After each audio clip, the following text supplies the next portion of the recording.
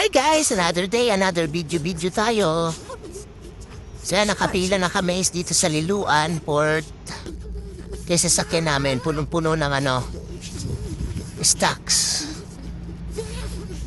So yan, napakakalma pa ng dagat nito guys. Hindi mo pipil na lalakas pala yung alon pagka nasa gitna na kayo. So ito, wala pa masyadong pasahero. So ito, snack muna tayo habang hinihintay natin yung pag-alis ng barko. So bumili kami ng french fries tsaka burger sa SNR. Baon namin para pag gutuming kami sa sasakyan, meron kami makakain.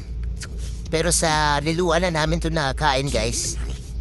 Tapos ito guys, yung hot sauce. Akala ko ketchup lang siya kasi hindi ko nabasa hot sauce sa likod. Hi guys, another day, another video.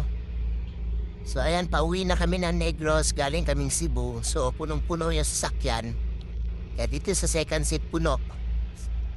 So ayun, akala ko ketchup lang siya. Kasi hindi ko nakita sa likod. Paglagay ko yan, hot sauce pala. Kaya tayo, sino nakaka-relate dyan? Yung may mga GERD. Ayan, hot sauce pala siya. Hi!